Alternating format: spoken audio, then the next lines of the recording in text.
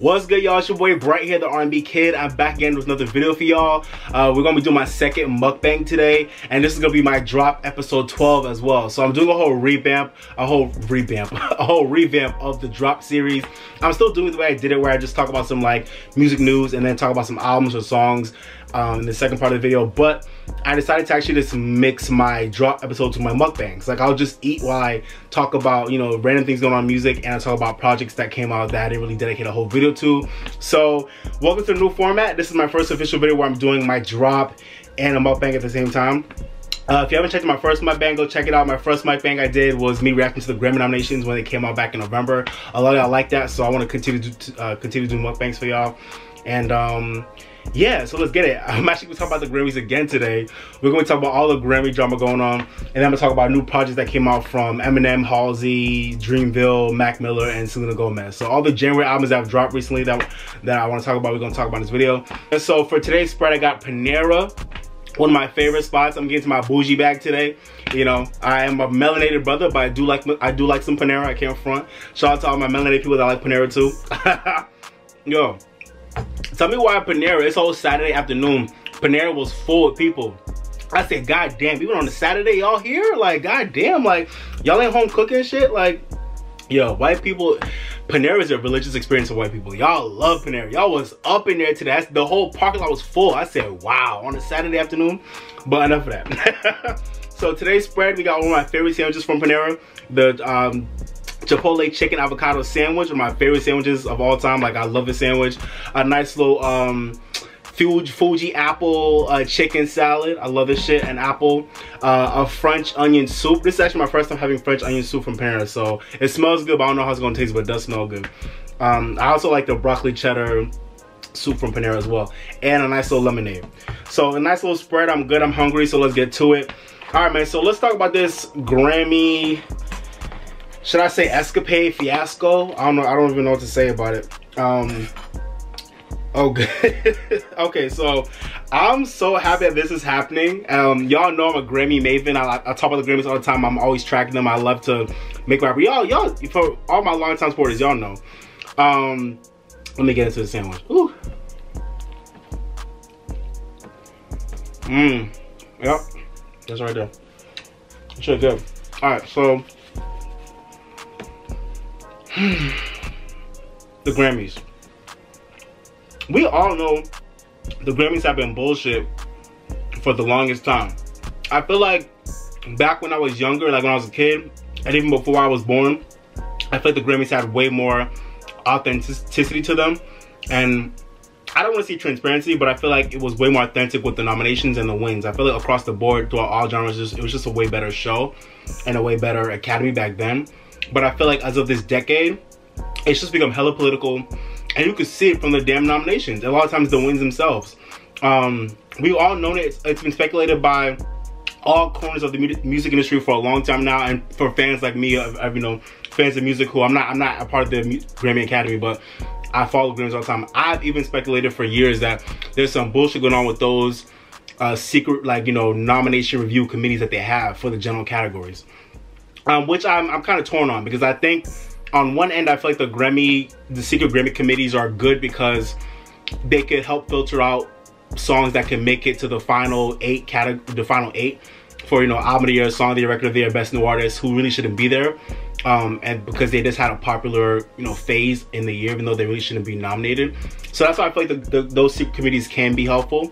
But also I feel like those secret committees are also part of the problem of getting a lot of bullshit nominations in there as well, because of people who are connected to people in the committees, or people who have people who are like looking out for each other, and artists who have connections, people, you know, people who have management who are looking out for each other, all that type of shit. So it's a two-edged sword. I low-key feel like we're at a place where it's 2020. Like, I low-key feel like we don't really need the Grammy committees anymore. Like, I feel like the Grammy Academy should trust the judgment of the entire Academy to nominate those final 8, you know, you know, songs and albums and artists for the general categories. And I feel like it just would make it way more authentic to see who got the most industry-wide support, instead of who was relegated as a dark horse because you have some support from a group of like 20 people. You know what I'm saying? Like these secret committees are representing the musical taste of the entire country, or really the entire world, really. And that's a scary thing. So the Grammys have always been some bullshit, especially when it comes to the general categories for the past few years. Not few years, like for the past decade, I'd say. It's really been some bullshit. But I'm glad it's coming to a head now. So, and for anybody who knows what I'm talking about, Deborah Dugan, who was the like new I don't want to, was she like the president? I want to say she was the president of the Recording Academy. Recently came out with a lawsuit against the Academy, even though she just came on board like last year, you know. It was also on a video when I was reacting to the Grammy nomination. I was looking at her present the awards, and my mind looked so lost. Like you could tell like she was brand new to all this shit. So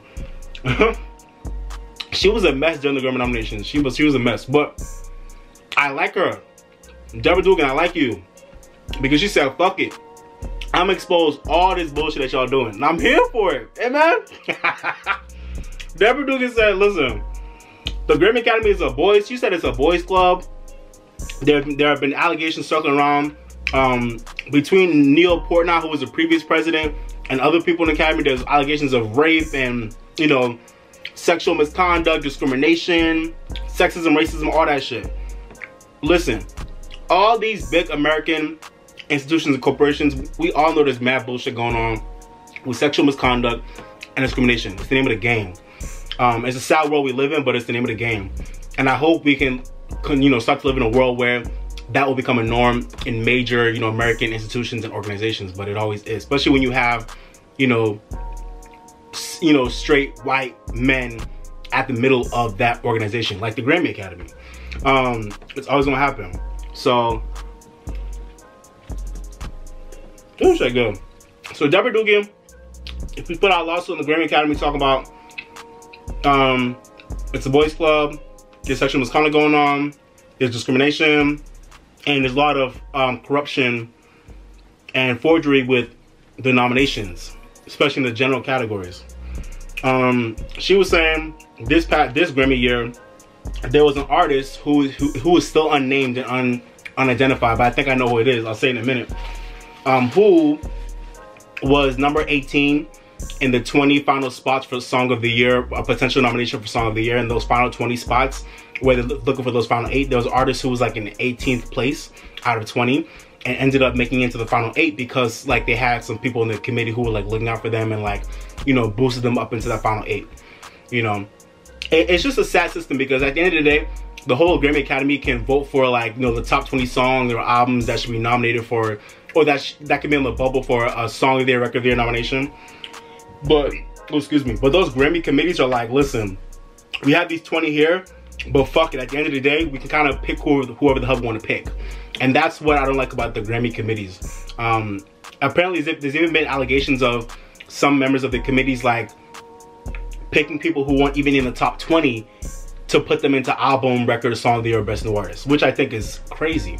Because it's kind of like, why would you have people vote for those categories if you're just gonna do whatever the fuck you want at the end of the day? So that's that bullshit with that whole system. And I believe Deborah Dugan when she says all the shit she said about the corruption with the nomination committee, the lack of care being put into that whole system, and the lack of exposing what's been going on. It's like, it's been going on for years and we all know it's some bullshit. And we know that, like I said, we can see that from the freaking nominations over the years. There was no reason why Ariana Grande shouldn't have been nominated for Song of the Year for Thank You Next this year, but Seven Rings got nominated for Record of the Year. That's how I knew it was some bullshit. And how the fuck did Lil Nas X end up in Album of the Year with a 7 EP? Nah.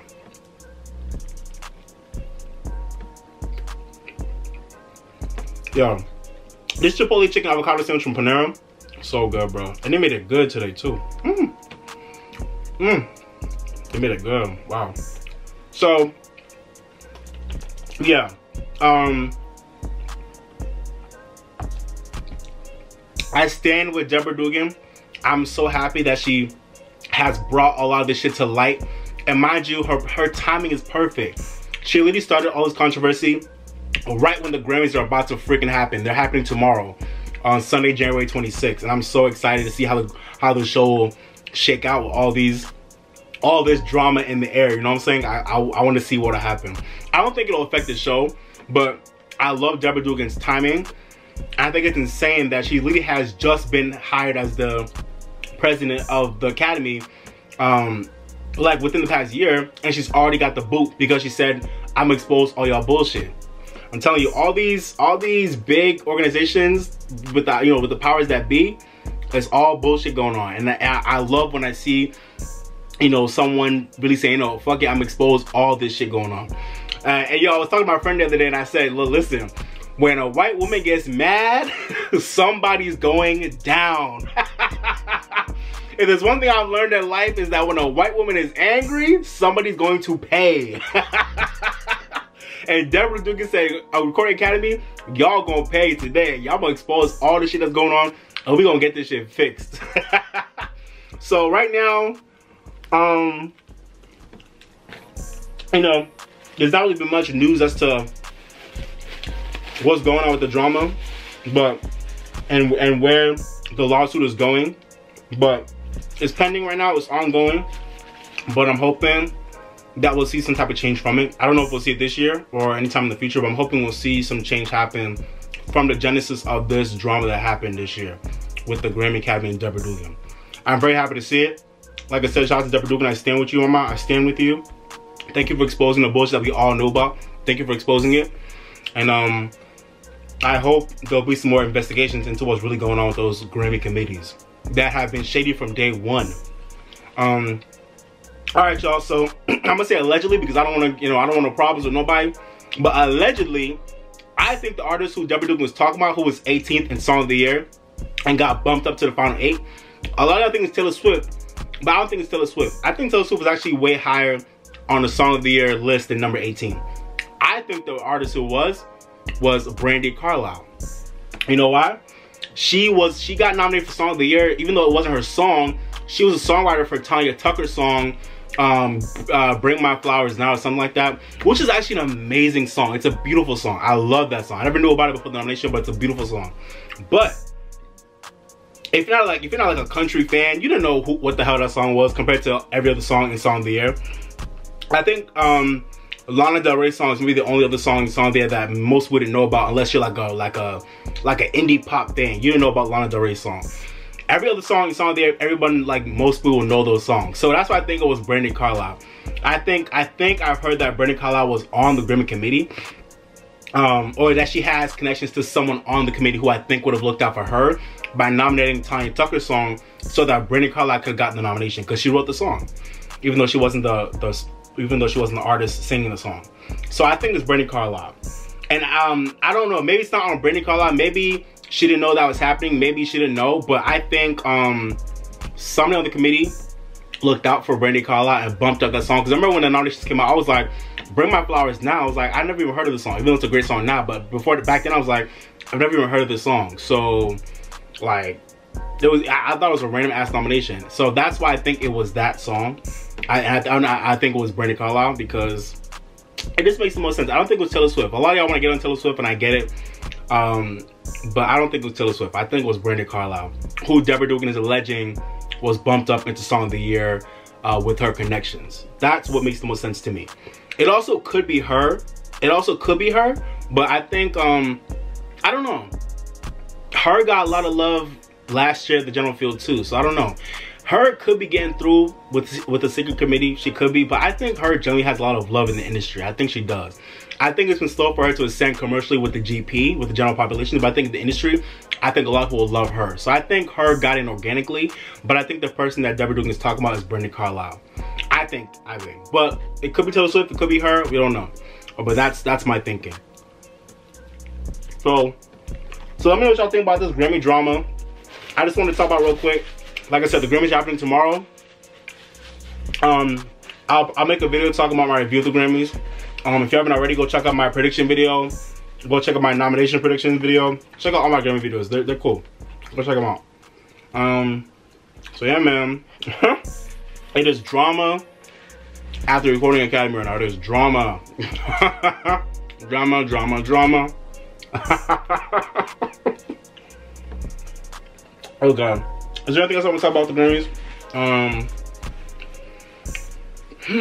Yeah, this is the Grammys I'm the least excited for. You know, it's been the Grammys I've been the least excited for in a while. The only thing I'm excited to see is Lizzo potentially winning a general field category, maybe Song of the Year, or Record of the Year, or Best New Artist potentially. Album of the Year too, but I doubt it. But I'm excited to see that happen potentially. Other than that, I'm not that excited for the Grammys this year because the nominations were all out of whack. They were all over the place, and I just feel like the performer lineup isn't that exciting to me. They just announced Usher today, which is dope, so I want to see Usher. I'm excited to see Usher tomorrow. Demi Lovato's gonna perform. Lord, she's gonna perform her new song. Let's see how that goes. Shout out to Demi. I'm glad you're well now, mama. But let's see how that goes. I'm scared for her, but I think she'll do well. Y'all know Demi can sing her ass off, so. But yeah, man. Hopefully Billie Eilish has a good performance. Hopefully Lizzo kills it. Lil Nas X. Who else gonna be there? I hope Rosalie could perform. I don't know if Rosalie's gonna perform, but I hope I think Rosalie is performing. So Rosalia, I can't wait to see you. That'll be dope.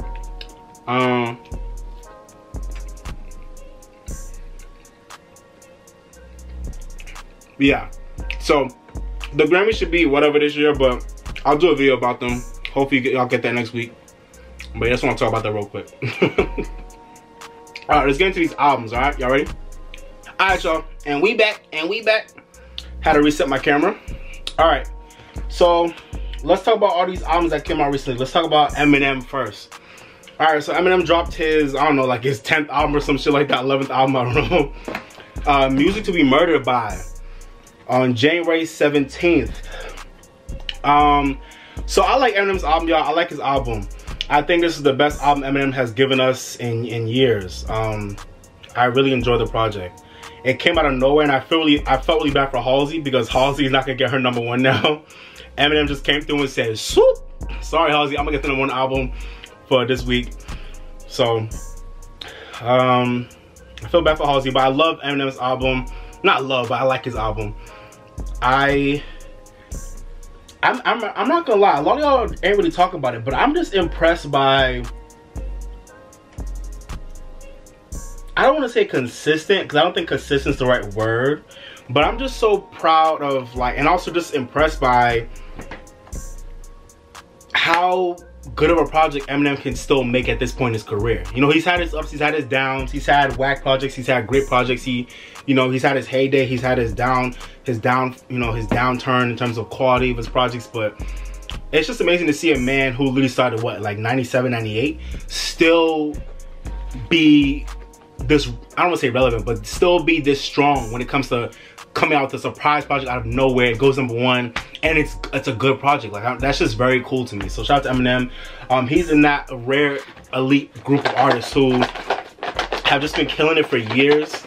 Oh yeah, the secret technique, y'all. For any of y'all who don't know this, if y'all want to just have like y'all salad coated evenly, for anybody who don't know this, all you gotta do is just put your put your dressing on top, have it in a plastic bowl like this, and just shake that shit up.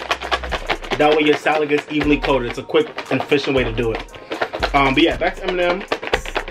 This music to be murdered by album was a very pleasant surprise to me. I really appreciate the album. I love the theme of it. I love how he had like a murderous theme throughout the project, but it wasn't even on some negative shit. It was on some like, listen, like, this is really what's going on in the world. Murder is being glorified more than I think it ever has been in our society. I think that's kind of true. I think we're living in a time now where like murder is happening at a crazy rate, from mass shootings to just like, one-on-one shit. Like, we're just living in a time now where murder, I think we're being so desensitized to it. So I love that Eminem really brought that about with this project and really bringing that home with the fact that like murder is just, we're becoming way too comfortable with the idea and the act of murder, I think, as a society. I fully agree. So I like the way he did the project. My favorite tracks are probably Unaccommodating with Young M.A. Yeah, Young M.A. was a great surprise on that track. I love that track. Royce the 5'9" features were dope on You Gon' Learn and I Will. So yeah, I loved Royce on this album. A lot of y'all ain't feeling the Ed Sheeran track. I thought it was cool. I love the beat on the Ed Sheeran track. It's a nice little club track. I know a lot of y'all ain't for the the club tracks from Eminem, but I thought it was fine. I don't like the JBP. They said they don't like the club tracks. It was fine to me. And I love Godzilla with Juice WRLD. That was a great track. And shout out to Maul on the JBP. Yo, I fully agree with Maul that when he said he's tired of Eminem, like, you know, fast rapping, he's rapping too many words. I agree. I get it. I agree.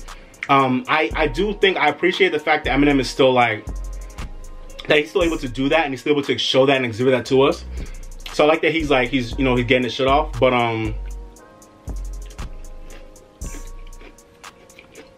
it does feel like at this point in his career, it's not that necessary, you know what I'm saying?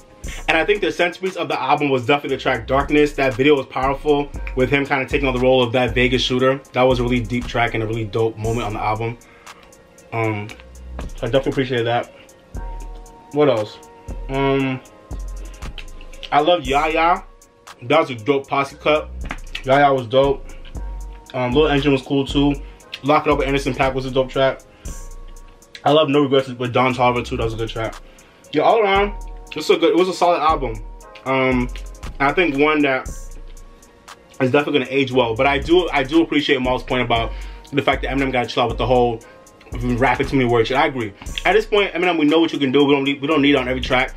And I'm kind of mad he did on Godzilla because I feel like Godzilla could be a major hit this year. I feel like it could be a major song, but unfortunately, I feel like it's not gonna do as well as it could do because it's like, I mean, a lot of people appreciate it, but I just feel like I don't want to hear Eminem rapping that fast on the radio or in the club, or like I don't want to hear him rapping that fast. I would have been okay with it on like an album gem, like a deep cut, but not on like one of the biggest bangers on your album. I don't want you rapping that fast on like one of the best bangers on your album with Juice WRLD. Like I didn't want that, but Godzilla is still a dope track. So all around, this album is dope. Shout out to Eminem. You know, going into the fourth decade of his career, still going this strong. It's impressive, you know. So shout out to Eminem. All right, let's get into what album we're gonna talk about next. All right, let's get into Halsey's album. So Halsey dropped her album Manic on January 17th as well. And for those of y'all who really know me, y'all know I love Halsey. I think she's one of the best like pop like alternative chicks out right now. I love her sound, I love her vibe. So I think some people are really feeling this album, but maybe I'm biased, but I really like this Manic album. I love Manic. Ooh, this sound is good. Alright, so I like Manic.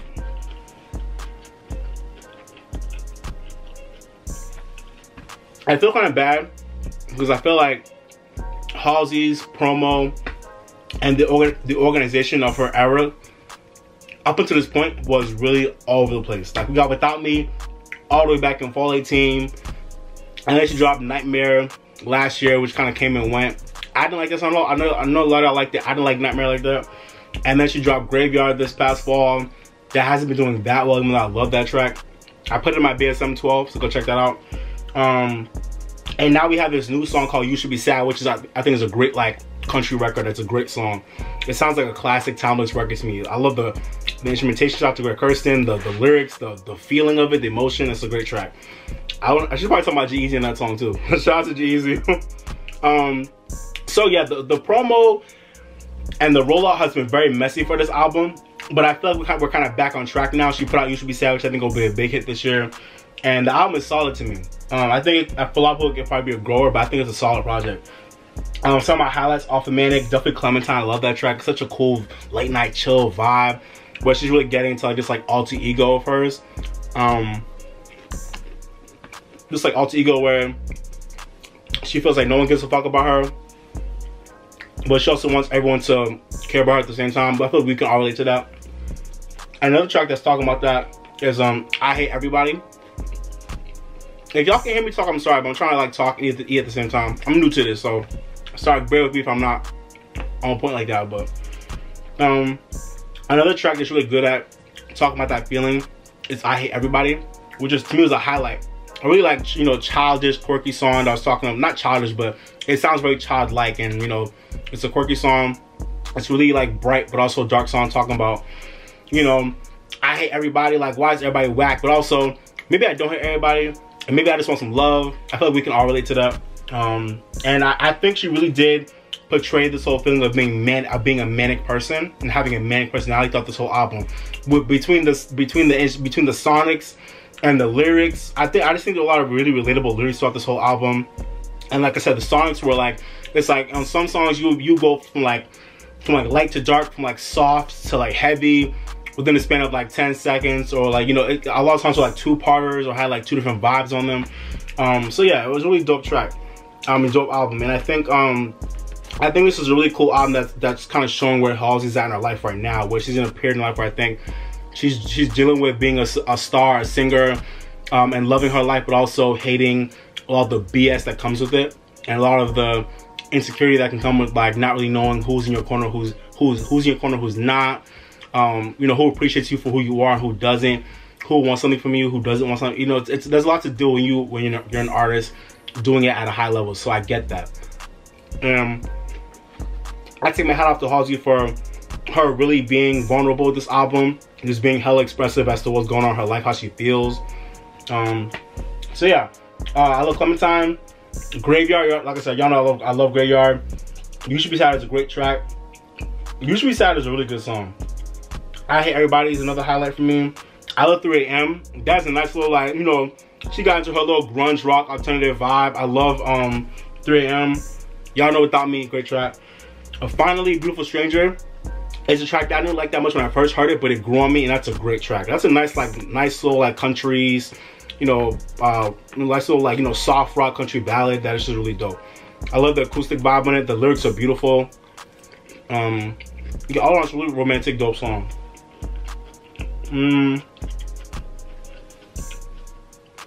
I love More, where she's talking about trying to have a baby and her struggles with endometriosis and trying to have a child, you know, for the past, you know, throughout her life. And that's a really sad thing that a lot of women deal with. I think more than a lot of us really recognize. A lot of women deal with infertility problems. So I loved Halsey really being vulnerable and open about that. So that was dope as well. I didn't know that before this album. So More is a really beautiful track, just talking about her really wanting a kid more and more every day. And then I also love Still Learning too, which is I'm still learning to love myself. I'm still learning to like love myself and all the stuff going on in my life. You know, so I feel that too. And yeah.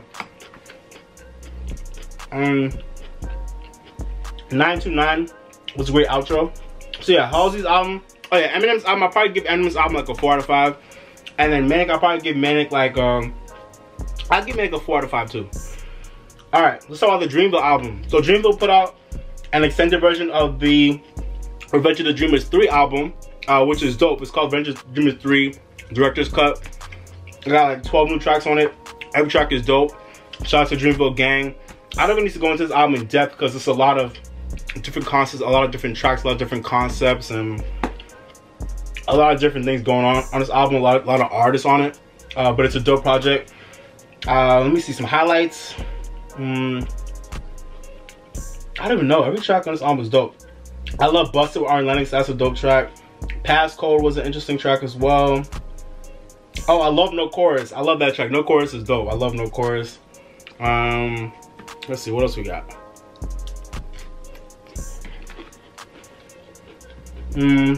Still Dreaming with Black. It was a great outro. From the top of the album, Big Black Truck with J.I.D. Dope track. Out of Pocket was cool. Yeah, I love this album. To me, this is just as good, if not better, than the original version of the album. So, y'all know Revenge of the Dreamers 3 was one of my favorite rap albums of 2019. So I love that they put this project out as like a extension of that, and it's just as good. So Dreamville, you guys are doing your thing. I love the project. I'm glad y'all put it out for the fans. Keep doing your thing.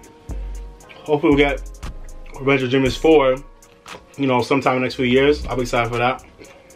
But yeah, this is dope. So good job. I'll probably give this album like a 4 or a 4.5 out of 5.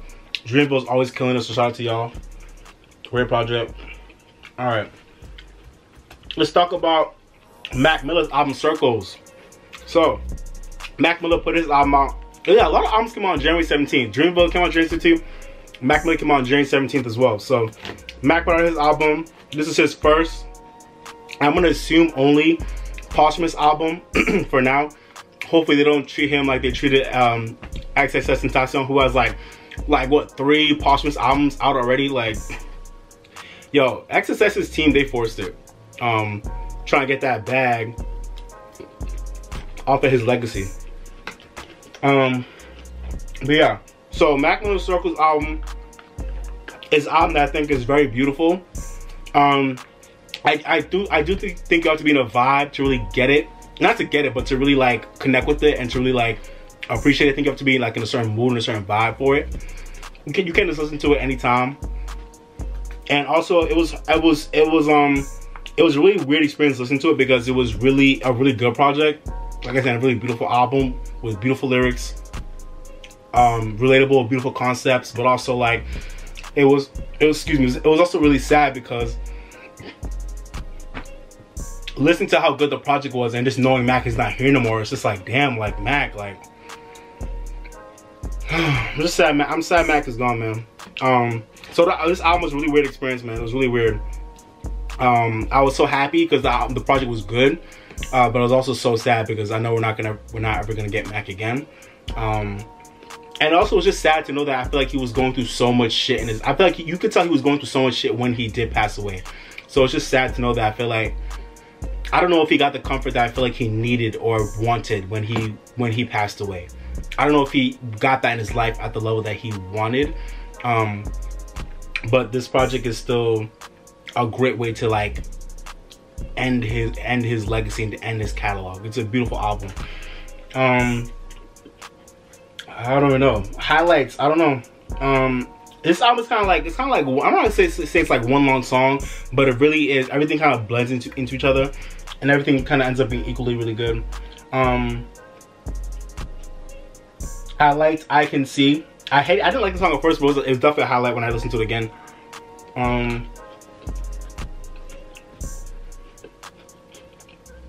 That's on musical track. Hands was cool. I love Blue World as well. Blue World was a great highlight for me. Blue World is a great track. This song is good. This song got everything in it. You got chicken, onions, pecans, apple, you know, dehydrated apples, tomato, lettuce, all types of good shit. So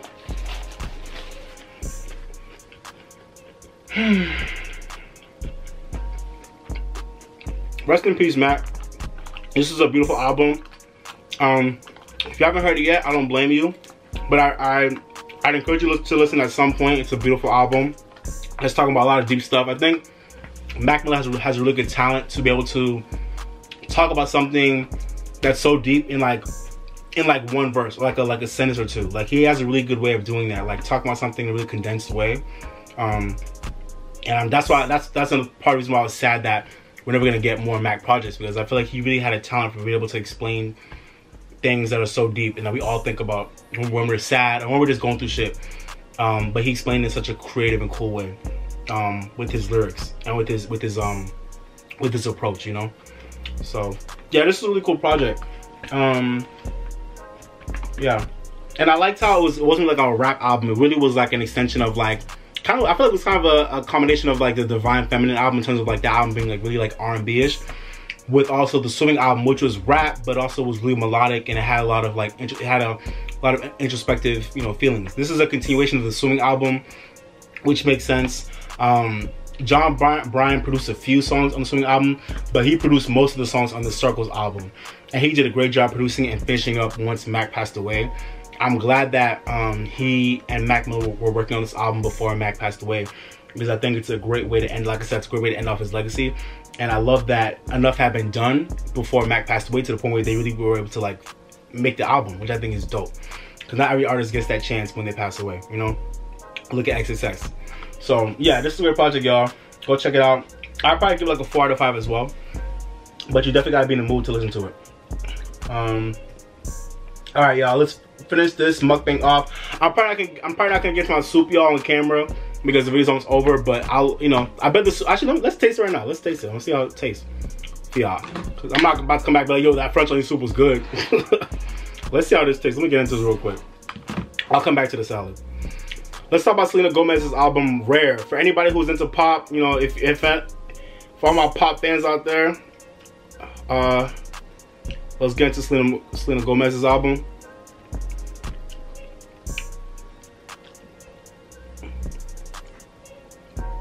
Okay, so this is not French onion soup. They played me. Panera, y'all played me. This was good, but it's some type of like beef soup. It's not French onion soup. Oh, yeah, it's not. Oh, this is their chili. Wow, they played me. The chili's good. I'm hella mad right now. I wanted French onion soup, y'all gave me freaking chili.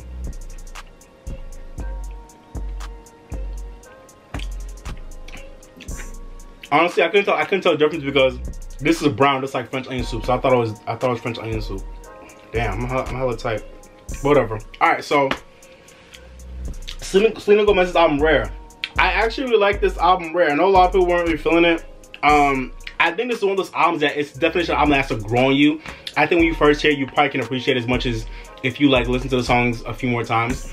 Like for example, Rare, the song, the title track, the first track off the album, when I first heard Rare, I was like, Selena, this is whack. I was like, this is a whack way to start this album off.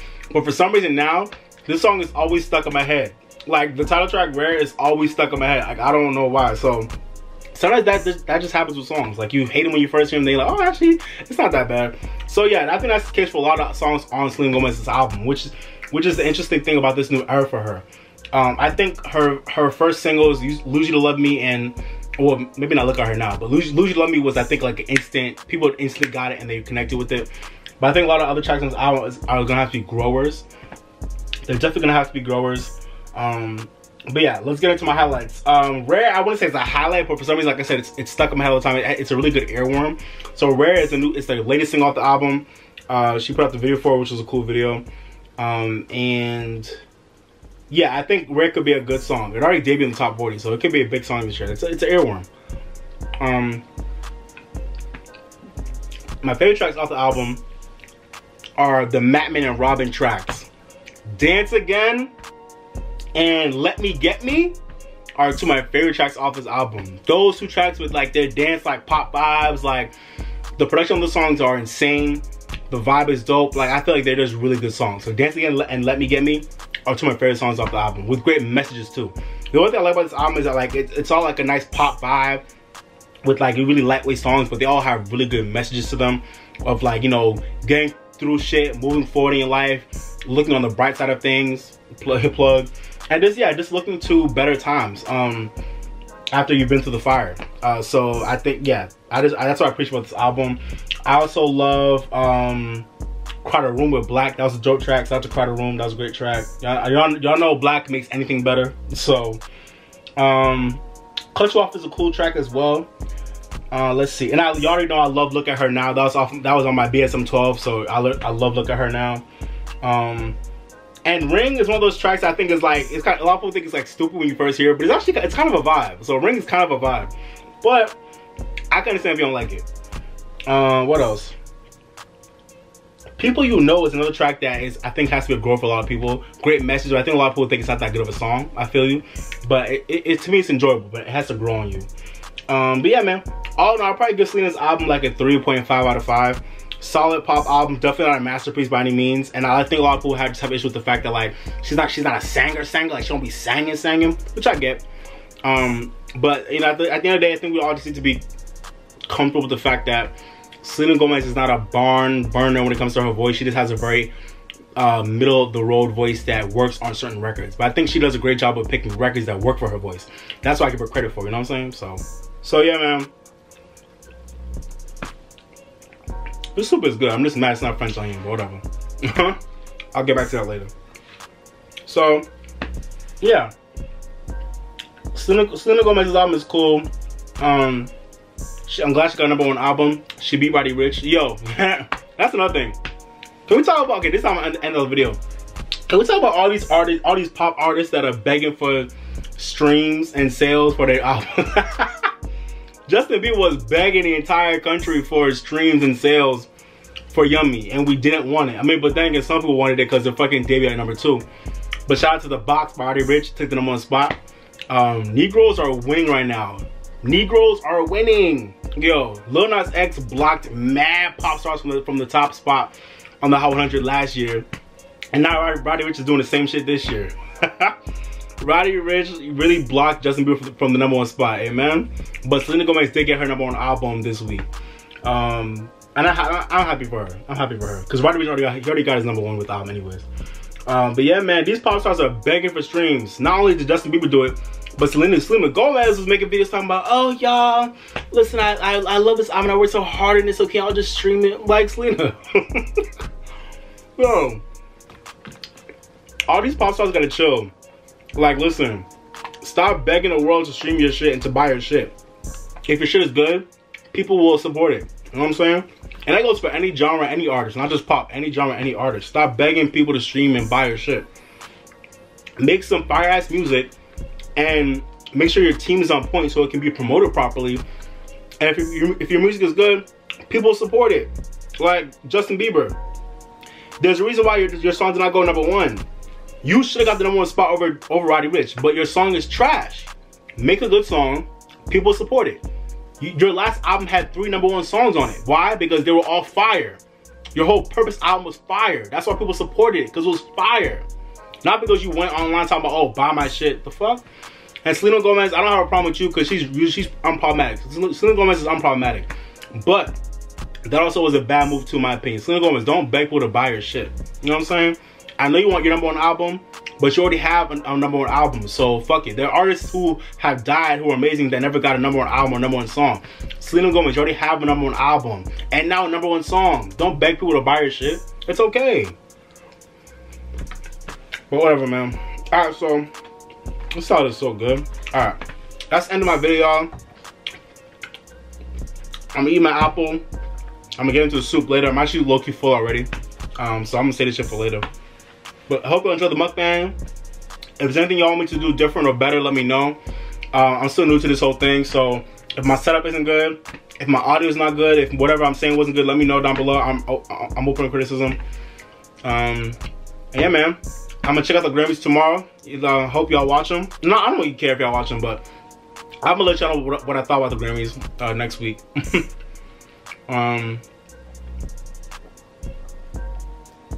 And if I hear any developments on this Grammy drama, I'm gonna let y'all know. But man, there's some shit going on right now in the universe, y'all. Can we talk about this impeachment trial? Yo, Donald Trump not getting, I mean, he got impeached, but he's not getting removed from office. I want him to, but he's not getting removed from office. The Republicans won't let that happen. They're not gonna let it happen. They're not, as much as they know he's wrong, they're not gonna let it happen. Cause that'll be a big gut check to their ego that they don't want. So Donald Trump ain't going nowhere, but the trial is still going on. I think it's like day 4 or some shit like that. So yeah, for all my people who are into politics, let me know what y'all think about that shit.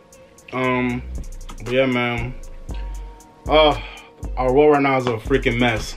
Australia's on fire. Donald Trump is going through a whole impeachment trial. Pop stars are begging for streams and sales. I don't know what's going on in the world right now.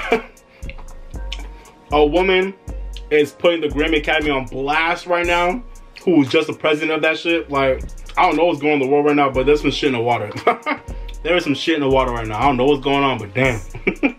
Alright, y'all, but I'm gonna get out of here. Thank you for watching. Let me chew my food first. Ooh, this lemonade is good too. In case y'all haven't noticed, I love lemonade. And I'm actually starting to realize that I love lemonade. I just actually realized that now. I love lemonade. All different types. But alright, y'all, I'm about to get out of here. Thank you for watching. I hope you appreciate the video. Let me know what y'all think about all this Grammy drama. Let me know what y'all think about all the albums I talked about. Eminem's album, Halsey's album, Dreamville's album, Mac Miller's album, Selena Gomez's album. Let me know all your thoughts on those projects and all your favorite tracks, what y'all think about them down below. If there's anything I forgot to talk about that you want me to talk about, let me know too. If there's any albums that came out recently that I probably forgot to talk about, or anything going on in the world right now that you want me to talk about, let me know. And I'll talk with you in the comments, okay? Appreciate y'all. Alright, y'all, but if you haven't already, don't forget to like, share, and subscribe as well, okay? Appreciate y'all. And like I always say, guys, live your best life, drink more water, stay woke, and if you're mad or sad, go listen to your favorite song, make you feel better, okay? Alright, y'all, but this is even your boy Bright, the R&B kid. Thank you guys for watching, I appreciate it. But for now, signing off, baby. Bye, y'all. Peace.